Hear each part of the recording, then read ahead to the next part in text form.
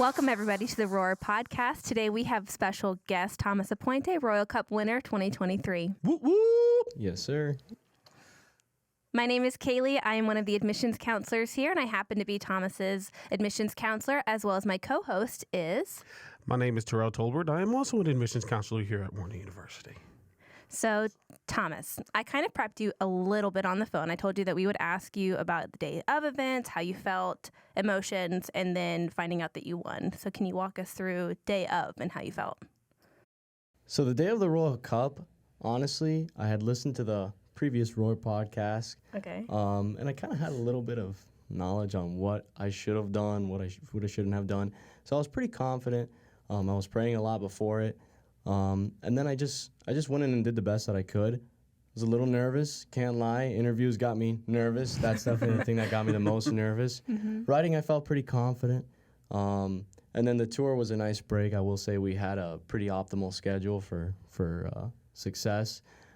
Interviews first, tour, and then writing the essay. So my nerves were kind of eased out after the interviews. Mm-hmm. So yeah, I mean, I felt pretty confident on the day of. Okay.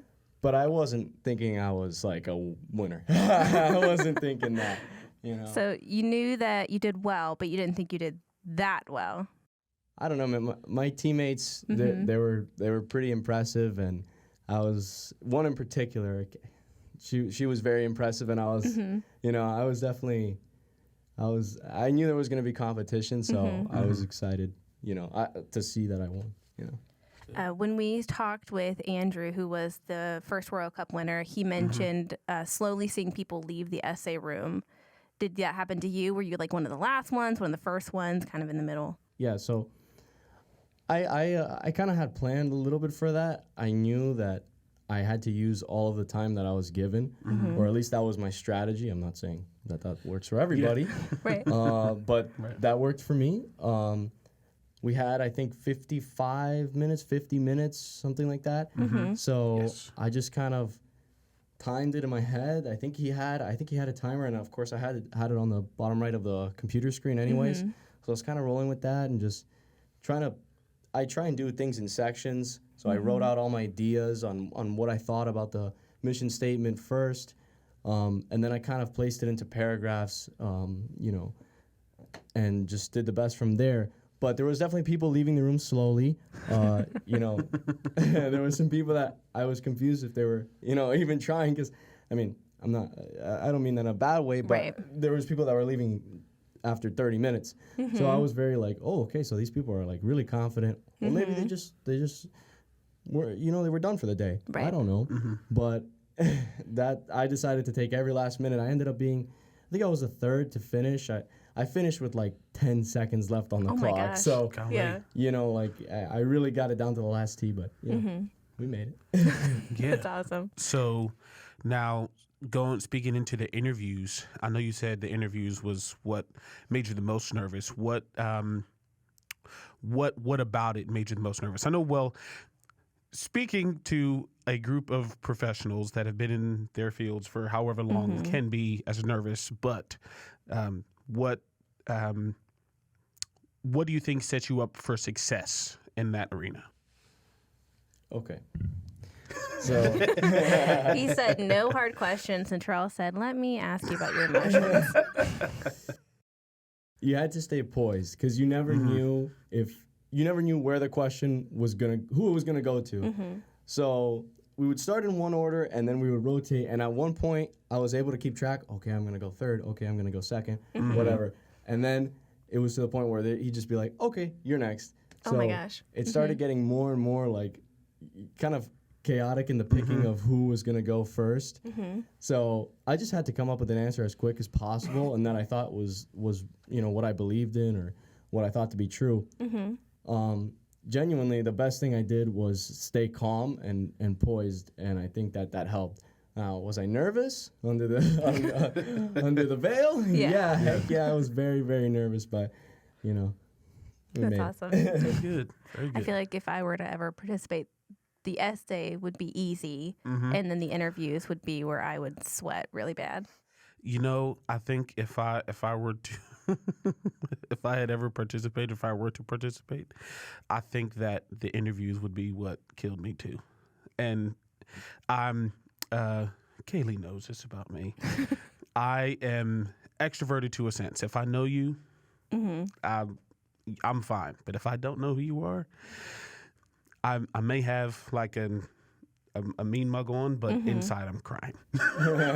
Yeah, Thomas and I kind of talked about it earlier today. He gets his energy from talking to people, and I told him that I have an energy battery, like a people battery, and every once in a while I've got to go back and recharge, like the golf cart. Yes. Well watered, well charged, and then I'm good to go. So then, okay, so that was day of. Leaving, drive home. Were you thinking about everything? Because you had a long drive home. It's 3.5 hours. So thinking about everything, overviewing the day. Are you an overthinker, or were you just calm and just said, it is what it is?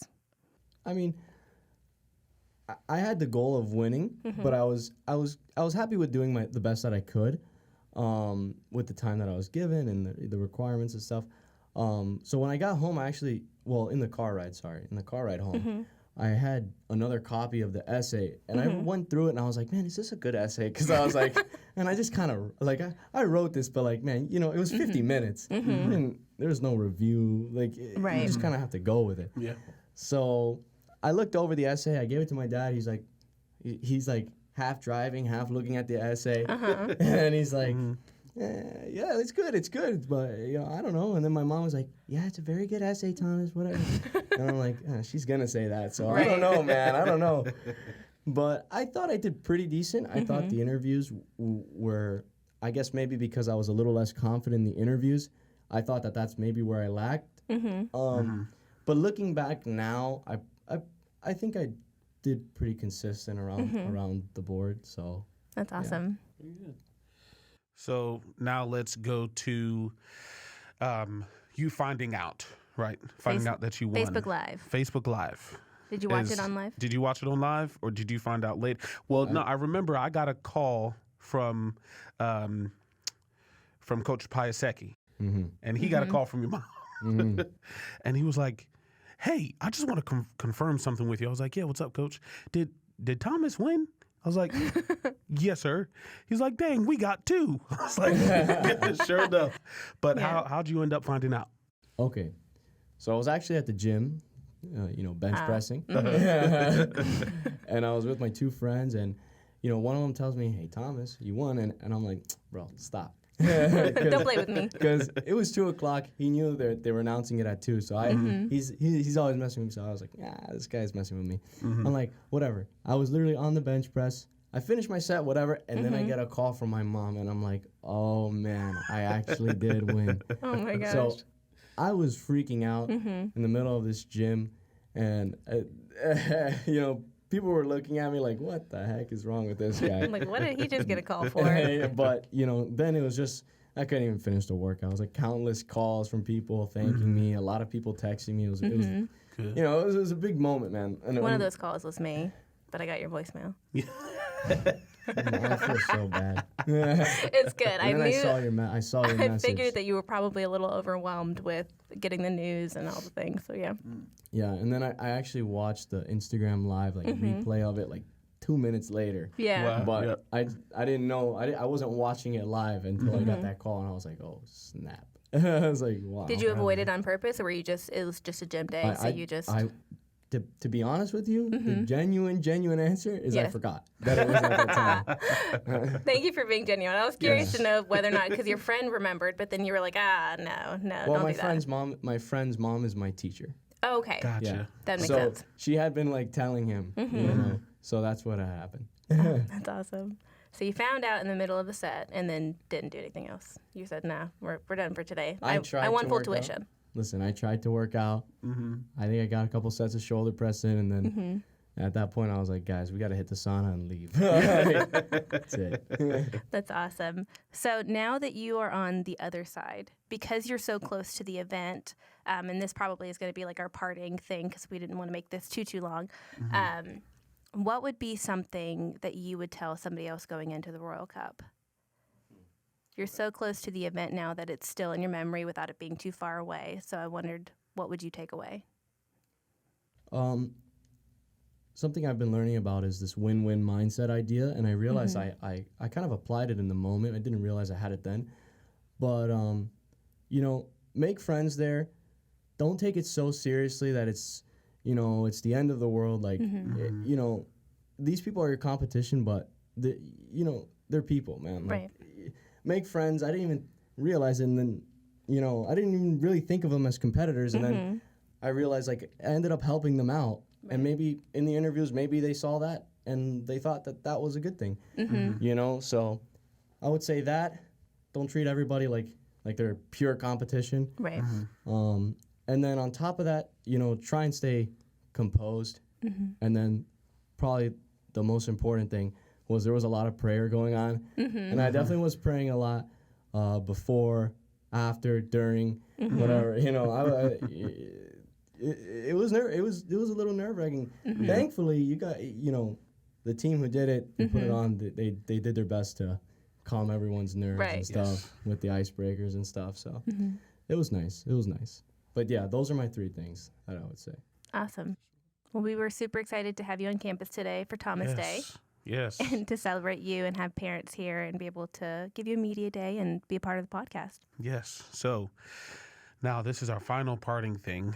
This is a Roar podcast tradition. So we are. You can already know what it is. I was about to say, you already know what it is. If you heard it. You heard it. Yeah. So you got to give us your best roar, man. Don't look at me like that. For those of you watching or just listening, Shania, our media connoisseur over there, is now recording as Roar. Very good. beautiful. Very good. Very good. I like it. Yes. Composed. Yes. Very composed. Very Try my good. best. All right. Well, thank you guys for joining us on the Roar podcast. You can listen to this anywhere you can stream podcasts. And again, Thomas, thank you so much for coming on for today. Thanks for having me. Bye. Peace out.